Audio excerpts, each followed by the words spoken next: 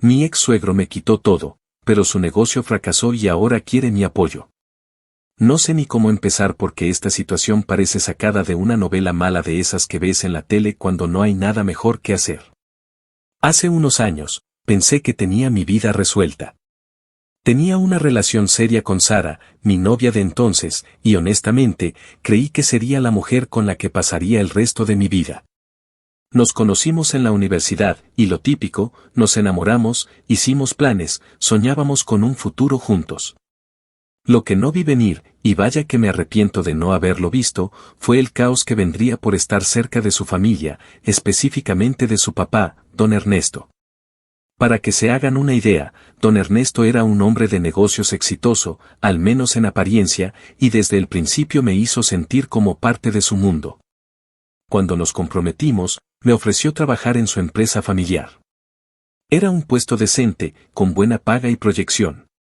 Al principio me sentí afortunado porque no todos los días te ofrecen una oportunidad así. Pero las cosas empezaron a cambiar.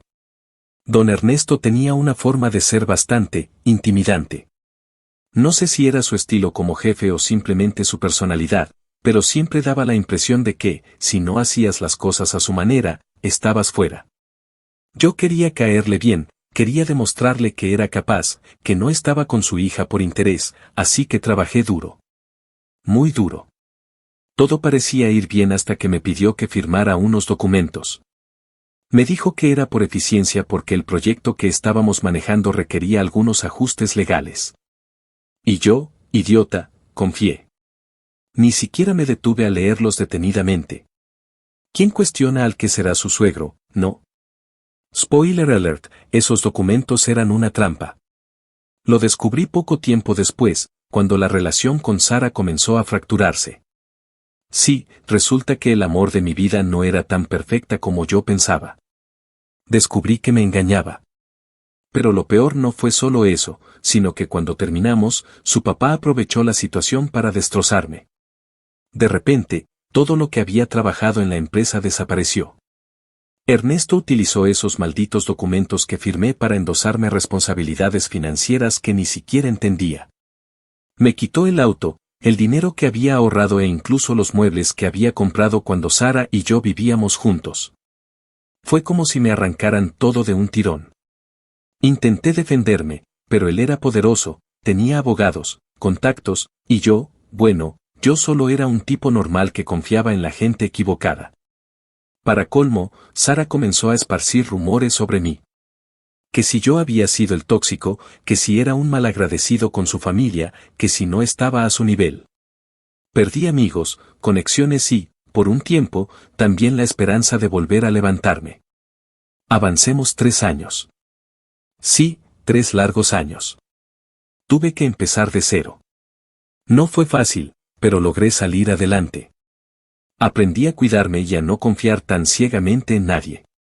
Y justo cuando creía que ese capítulo de mi vida estaba cerrado, Ernesto reaparece. Esta vez, no con su actitud de superioridad, sino con una súplica. Su negocio está en la ruina, sus socios lo abandonaron, y ahora, por alguna razón que aún no entiendo, piensa que yo soy la persona indicada para ayudarlo. Me llamó, y aunque mi primer instinto fue reírme, no puedo negar que algo en mí se revolvió. ¿Quién hace esto? ¿Quién arruina tu vida y luego aparece rogando por ayuda? Actualización 1. Han pasado 3 días desde que publiqué esto, y sinceramente no esperaba que algo más ocurriera tan rápido. Pero claro, porque cuando tienes a alguien como don Ernesto en tu vida, parece que el drama nunca se acaba. El tipo me llamó. Sí, me llamó directamente. Ni siquiera sé cómo consiguió mi número porque lo cambié después de todo lo que pasó con Sara y su familia. Pero ahí estaba su nombre en la pantalla, y aunque todo en mí decía, no contestes, déjalo en visto y sigue con tu vida, lo hice. Supongo que parte de mí quería escucharlo arrastrarse o, al menos, entender qué tan grave era la situación como para que tuviera que tragarse su orgullo. La conversación fue incómoda. Su tono era completamente diferente al que recordaba. Don Ernesto siempre tuvo una forma de hablar que te hacía sentir que él estaba arriba y tú, abajo. Pero esta vez, sonaba humilde. Incluso nervioso. Después de los saludos forzados de rigor, soltó la bomba. Sé que quizá no es el mejor momento, pero necesito tu ayuda. Hubo un silencio incómodo porque, francamente, ¿qué se supone que respondes a eso? Solo atiné a decir. ¿Ayuda? ¿Con qué exactamente? Ahí fue cuando empezó a contarme que su negocio estaba en números rojos. Según él, la empresa había enfrentado varios problemas desde que yo me fui, ¿perdón? Él me echó, prácticamente. Dijo que había tomado decisiones apresuradas, que los socios no habían estado a la altura, bla, bla, bla. En resumen, quería que yo regresara a asesorarlo porque, según sus palabras, siempre fuiste el único que entendió mi visión. Y aquí viene la parte que más me sacó de onda. Antes de colgar, dijo algo que me dejó con la cabeza dando vueltas. Sé que cometí errores contigo, pero hay cosas que no sabes. ¿Qué cosas? Intenté preguntarle, pero rápidamente cambió de tema y terminó la llamada diciendo que esperaba que pudiera considerarlo y que lo pensara bien. Cuando colgué, me sentí confundido y, siendo honesto, también un poco molesto. ¿Qué demonios quiere ahora?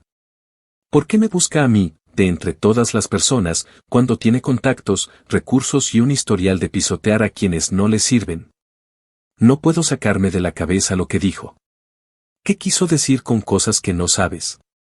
Parte de mí piensa que solo estaba jugando con mi curiosidad, pero otra parte, la que no ha superado del todo lo que me hizo, quiere respuestas.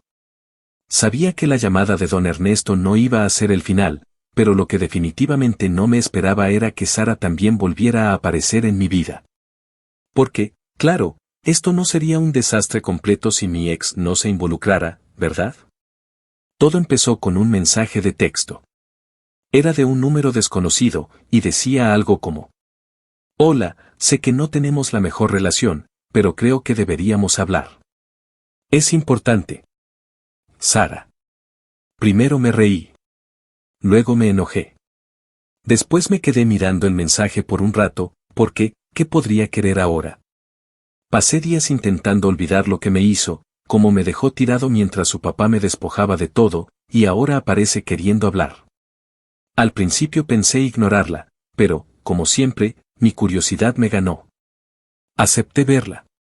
Nos encontramos en un café al aire libre, porque, honestamente, no quería un lugar donde pudiera sentirme atrapado. Cuando llegó, casi no la reconocí. No sé si era el peso del tiempo o del estrés, pero ya no era la misma Sara que recordaba.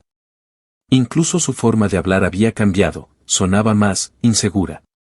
Después de los saludos incómodos, fue directo al grano. Me dijo que su familia estaba pasando por un caos total. Que la empresa estaba casi en bancarrota, que algunos socios de su papá se habían ido llevándose más dinero del que deberían, y que la casa de su infancia estaba hipotecada. Todo esto me sonó a karma, pero lo que realmente me dejó en shock fue lo que dijo después. Mi papá te necesita más de lo que imaginas. Y no solo para el negocio. Le pedí que se explicara, pero se notaba que no quería darme todos los detalles de golpe. En cambio, cambió de tema y empezó a hablar de cómo su papá siempre me había respetado más de lo que quería admitir. Me costó no soltar una carcajada en su cara. ¿Respeto? ¿De verdad? Este es el mismo hombre que manipuló documentos para endosarme una deuda que no me correspondía. Fue entonces cuando Sara dejó caer la bomba. Él infló esas deudas a propósito. Quería que estuvieras atado al negocio, que no tuvieras opción más que quedarte. Sentí como si me hubiera golpeado un camión. Sabía que algo estaba mal en esos contratos, pero escucharla admitirlo fue como revivir todo el dolor y la frustración de esos años. Le pregunté por qué demonios me lo estaba diciendo ahora, y su respuesta fue tan confusa como reveladora. Porque creo que él se arrepiente. Y porque necesita que alguien lo ayude. Si no, todo lo que construyó se va a perder. ¿Se arrepiente? ¿Espera que eso me importe? Me quedé en silencio, tratando de procesar lo que acababa de escuchar. Antes de irse, Sara me miró con algo que parecía culpa, o tal vez era solo un intento de manipulación más, y me dijo: Sé que no tengo derecho a pedirte nada, pero piensa en ello. No por él, sino porque tú también fuiste parte de esto en su momento. No sé qué pensar. Estoy molesto, confundido y, lo admito, un poco tentado a saber más. Algo en mí siente que esta historia todavía tiene cosas enterradas que no entiendo del todo. Actualización 2. Han pasado un par de semanas desde mi reunión con Sara. Después de esa conversación, decidí tomarme un tiempo para procesar todo. Ignoré las llamadas de Ernesto y los mensajes de Sara porque, sinceramente, no sabía qué hacer. Parte de mí quería dejar todo atrás, pero otra parte no podía dejar de pensar en esas palabras: hay cosas que no sabes, y él infló esas deudas a propósito. No voy a mentir, la curiosidad me estaba matando. Así que, después de pensarlo demasiado, y de que Ernesto no dejara de insistir con llamadas y correos, accedí a tener una reunión con él. No porque quisiera ayudarlo, sino porque sentía que merecía respuestas. Nos encontramos en su oficina, que, para mi sorpresa, estaba completamente desolada. No era ni la sombra de lo que recordaba.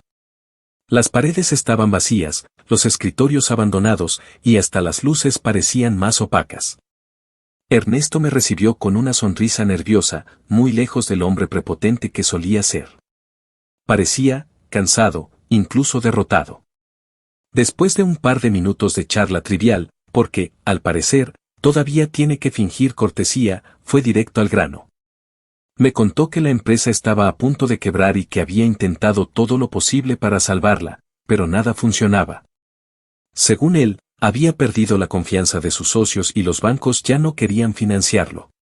Básicamente, estaba contra la pared. Te necesito para salir de esto, dijo, mirándome como si estuviera ofreciendo un trato de oro. Casi me río en su cara. ¿A mí? ¿El tipo al que arruinaste? Pero me aguanté porque quería saber más. Le pregunté por qué pensaba que lo ayudaría después de todo lo que me hizo. Y fue entonces cuando dejó caer algo que me dejó helado. Sé que cometí errores contigo, pero quiero compensarte.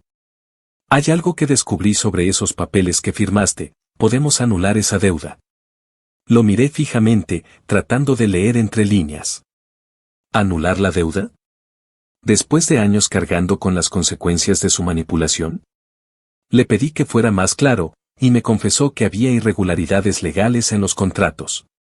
En otras palabras, él sabía desde el principio que los documentos eran un desastre, pero ahora estaba dispuesto a usar eso como moneda de cambio. Si me ayudas, haré que todo eso desaparezca. Podríamos incluso revisar si hay algo que puedas recuperar. Y aquí viene lo mejor: también me ofreció un porcentaje de las acciones si aceptaba entrar a la empresa para reestructurarla. Esto ya no era solo una súplica desesperada, era una jugada.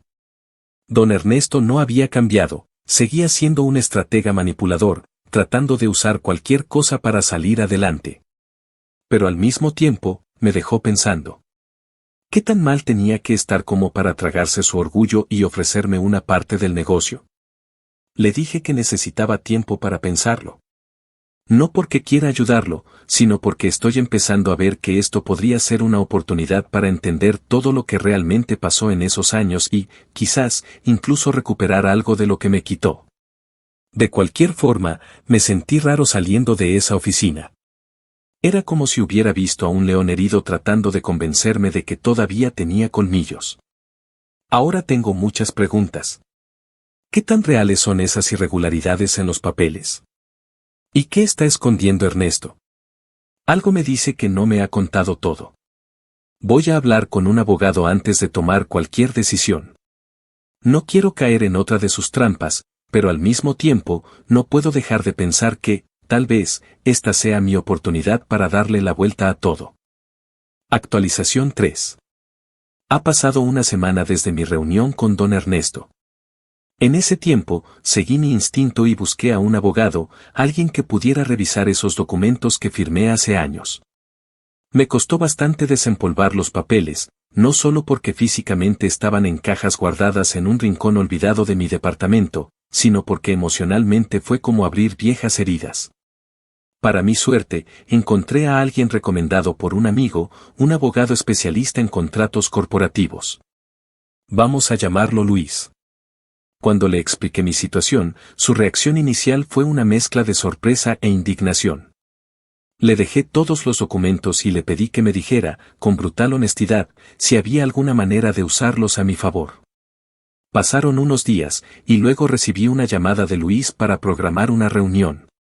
Cuando llegué, su expresión decía más que cualquier palabra.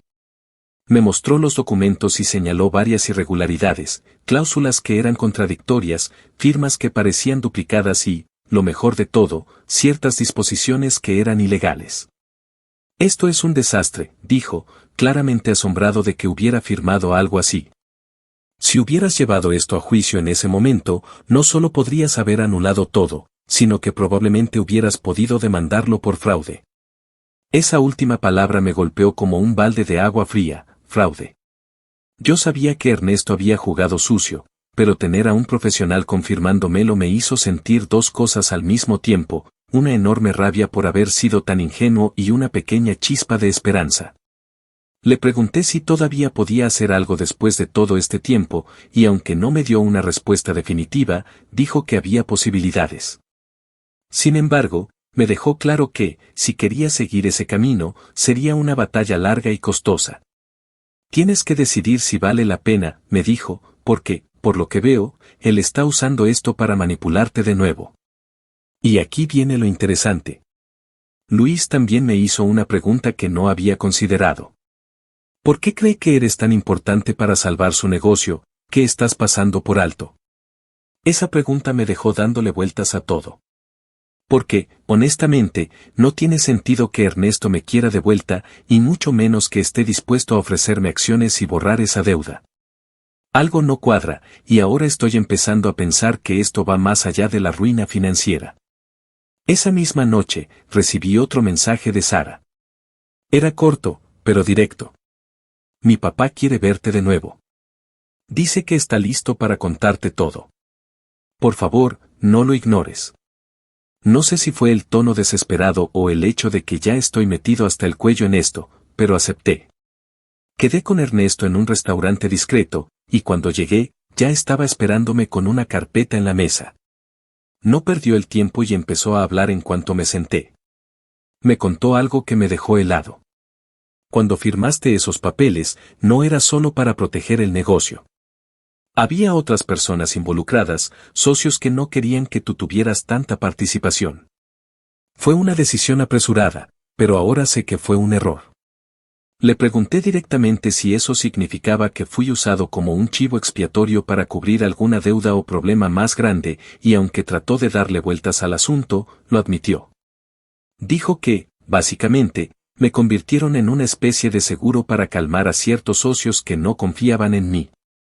Pero aquí viene la parte más oscura, esos socios, según Ernesto, no solo están fuera de la empresa ahora, sino que fueron responsables de parte del colapso actual. Y al parecer, algunos de ellos quieren recuperar lo suyo y están presionándolo para pagar. En ese momento, todo hizo clic.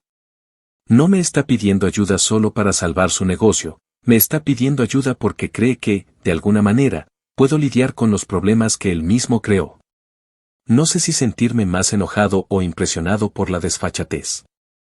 Lo único que sé es que Ernesto no me está contando toda la historia, y Sara, aunque parece estar del lado de la verdad, probablemente también está ocultando cosas.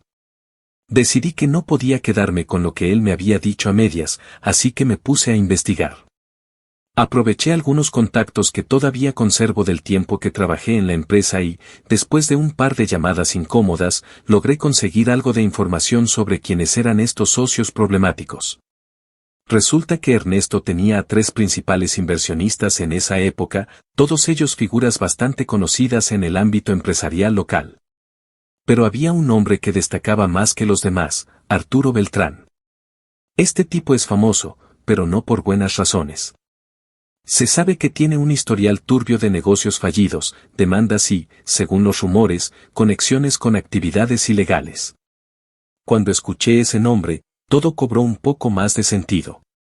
Arturo nunca confió en mí cuando trabajaba con Ernesto, de hecho, recuerdo que en más de una reunión me hacía preguntas agresivas, como si estuviera esperando que me equivocara. Ahora entiendo por qué, yo era un obstáculo para él. Lo que más me preocupó fue enterarme de que Arturo sigue teniendo cierta influencia en el negocio, aunque ya no sea oficialmente parte de la empresa. Según mi fuente, Arturo estaba presionando a Ernesto para que liquidara una deuda importante que nunca se saldó del todo, y parece que, en parte, esa fue la razón por la que inflaron mis contratos en su momento. Básicamente, fui una pieza en un juego mucho más grande. Con esta información, decidí volver a contactar a Luis, mi abogado, y le conté todo. Su reacción fue contundente. Si Arturo está involucrado, tienes que ser muy cuidadoso. Este tipo no juega limpio. Y si Ernesto te está acercando de nuevo, podría ser para usar tu nombre o tu reputación como escudo. Esa idea me dejó helado. ¿Es posible que Ernesto esté planeando algo aún peor? Luis me recomendó que documentara todo, incluso mis conversaciones con Sara y Ernesto, por si esto llegaba a escalar más de lo que ya estaba. Y hablando de Sara, aquí viene otra parte interesante. Después de unos días sin noticias de ella, me envió otro mensaje, pero este era diferente. Era una foto de un documento, un contrato entre Ernesto y Arturo, con mi nombre mencionado en una cláusula que básicamente me hacía responsable de cubrir ciertas pérdidas si las cosas salían mal. Esto fue la gota que colmó el vaso. Llamé a Sara, exigiendo explicaciones, y lo que me dijo fue, complicado. Me confesó que encontró ese contrato entre los papeles de su papá, y que lo había guardado porque sabía que, si yo lo veía, me daría cuenta de que toda la estrategia de Ernesto había girado en torno a mí desde el principio. Según ella, Arturo había presionado a su papá para usarme como una especie de colchón financiero, sabiendo que yo no tenía ni idea de lo que realmente estaba firmando. Quiero ayudarte, dijo Sara, casi rogando. Pero necesito que confíes en mí. No todo es como parece. Eso último me dio escalofríos. Le pregunté directamente si estaba del lado de su papá o del mío, y aunque no respondió de inmediato, me aseguró que quería hacer las cosas bien esta vez. Pero lo peor vino al día siguiente. Recibí una llamada anónima, y al contestar, una voz grave y pausada me dijo: «Deja de meter las narices donde no debes. Esto no es tu problema». Fue breve, pero el mensaje era claro: alguien está vigilándome. Y ahora estoy casi seguro de que es Arturo. No sé cómo reaccionar. Por un lado, quiero seguir adelante con esto porque siento que, finalmente, tengo la oportunidad de descubrir toda la verdad y, tal vez, de recuperar lo que me quitaron. Pero por otro lado, estoy empezando a preguntarme si estoy metiéndome en algo mucho más peligroso de lo que puedo manejar. Estoy considerando contratar seguridad, o al menos, ser más cuidadoso con mis movimientos. Porque si Arturo realmente está detrás de esto, no creo que se quede con las manos cruzadas. Actualización 4. Después de recibir aquella llamada anónima, me sentí en alerta máxima. Empecé a notar cosas que normalmente no habría percibido: un coche que parecía seguirme, mensajes sin remitente en mi buzón, incluso la sensación constante de estar siendo observado. No voy a mentir, estaba paranoico. Luis, mi abogado, me recomendó que tomara medidas inmediatas. Necesitamos pruebas de todo lo que esté pasando, dijo. Si esto escala, vamos a necesitar algo sólido que respalde tu versión de los hechos. Así que instalé cámaras en mi departamento y empecé a llevar un registro detallado de cada interacción que tenía con Ernesto, Sara o cualquier otra persona involucrada.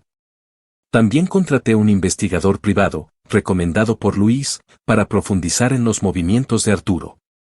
Sabía que no podía enfrentarlo directamente sin entender exactamente de qué era capaz. Mientras tanto, Ernesto seguía insistiendo en que nos reuniéramos. Era casi desesperante, como un niño que necesita atención. Finalmente, accedí a una última reunión, con la condición de que todo lo que dijera quedaría grabado, obviamente, sin que él lo supiera. Nos encontramos en un pequeño despacho alquilado por él, porque, según me explicó, había tenido que cerrar su antigua oficina para reducir gastos. Cuando llegué, Ernesto parecía más nervioso que nunca. Incluso sus usuales aires de superioridad habían desaparecido. Antes de que pudiera siquiera sentarme, empezó a hablar. Arturo se enteró de que te contacté. No fue mi intención meterte en problemas, Pero necesito que entiendas algo, él no solo quiere dinero, quiere asegurarse de que nadie pueda hundirlo. Le pedí que fuera directo. No estaba de humor para más rodeos. Entonces me mostró un documento, un nuevo contrato que básicamente me involucraba como mediador financiero entre la empresa y Arturo. Con promesas vagas de liquidar mi antigua deuda y un porcentaje de acciones a mi nombre si aceptaba. Me reí. En serio, me reí en su cara. Le pregunté si de verdad esperaba que yo firmara algo así después de todo lo que había pasado. Fue entonces cuando su fachada finalmente se rompió. Esto no es solo por mí, dijo, casi rogando. Él ya no confía en mí, pero cree que tú puedes calmar las aguas. Si no firmo este acuerdo, perderé todo. Y si no lo firmas tú, él vendrá por ti de todas formas. En ese momento, entendí lo que Ernesto estaba tratando de hacer, estaba intentando usarme como su última línea de defensa. No solo quería que asumiera su culpa, sino que me pusiera en el frente de batalla con Arturo. Y aunque parte de mí quería gritarle que se fuera al infierno, sabía que necesitaba mantener la calma. Le dije que no firmaría nada sin revisar todo con mi abogado. Eso pareció calmarlo un poco, pero algo en su mirada me decía que no había terminado de jugar todas sus cartas. Por otro lado, mi investigador privado finalmente me trajo información concreta sobre Arturo. Resulta que estaba lidiando con problemas legales por negocios turbios en otras ciudades, y aunque no podía confirmar nada, parecía que estaba usando el conflicto con Ernesto como una forma de generar efectivo rápido para cubrir sus propios problemas. La peor parte es que Arturo había estado investigándome también. Según mi investigador, había intentado acceder a registros relacionados conmigo y, aparentemente, estaba buscando algo que pudiera usar como leverage. Eso explicaría la llamada anónima y el ambiente de paranoia en el que había estado viviendo. Fue entonces cuando tomé una decisión, tenía que enfrentarlo, pero no en sus términos. Empecé a coordinar con Luis una estrategia legal para protegerme y, al mismo tiempo, preparar un contraataque. Sabía que no podía hundir a Arturo directamente, pero si jugaba bien mis cartas, podía desmantelar su influencia sobre Ernesto y, con suerte, recuperar algo de lo que me habían quitado. Todo esto me dejó con una sensación extraña. Por un lado, sentía que estaba acercándome a la verdad, pero por otro, sabía que estaba jugando con fuego. Y como si no fuera suficiente, recibí un mensaje de Sara esa misma noche. Por favor, no hagas nada impulsivo. Hay cosas que no sabes sobre mi papá y Arturo. Si quieres respuestas, necesito verte una vez más. Estoy agotado, física y mentalmente. Cada paso que doy parece abrir una nueva capa de este desastre, y aunque quiero salir de todo esto, sé que estoy demasiado metido como para retroceder ahora. Actualización final. Esto no es lo que esperaba escribir. Todo ha tomado un giro tan extraño y trágico que, sinceramente, todavía estoy procesando lo que pasó. Después de mi última conversación con Sara, estaba decidido a reunirme con ella y obtener respuestas. Pero esa reunión nunca ocurrió. Todo empezó una mañana cuando recibí una llamada de un número desconocido. Era un oficial de policía. Al principio pensé que tenía algo que ver con Arturo o las amenazas que había estado recibiendo, pero lo que me dijeron me dejó sin palabras. Ernesto había sido encontrado muerto en su oficina. Según el oficial, fue uno de los empleados que trabajaba en el edificio quien descubrió el cuerpo. Al parecer, Ernesto se había quedado trabajando hasta tarde, solo, como era su costumbre últimamente. Lo encontraron sentado en su silla, con un disparo en la cabeza y una pistola en la mano. Todo apuntaba a un suicidio. Pero no pasó mucho tiempo antes de que comenzaran a surgir preguntas. Según la policía, había demasiados detalles que no cuadraban. La posición del arma, las huellas dactilares, incluso había rastros de forcejeo en la oficina. Pronto quedó claro que esto no había sido un suicidio. Ernesto había sido asesinado. Los rumores comenzaron a correr como pólvora, y todos los dedos apuntaron a una sola persona, Arturo Beltrán.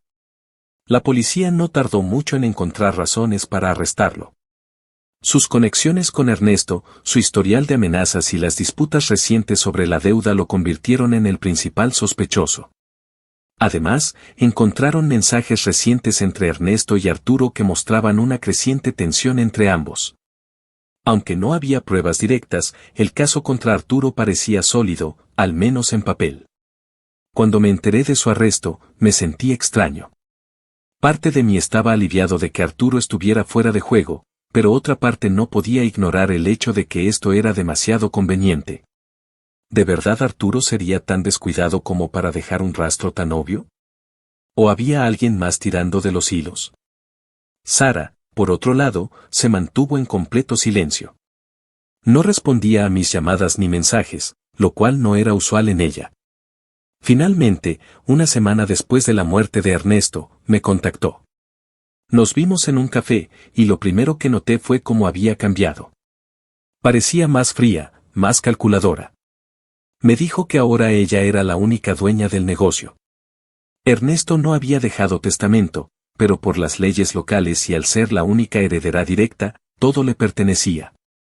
Voy a encargarme de la empresa, dijo, con un tono que no había escuchado antes en ella.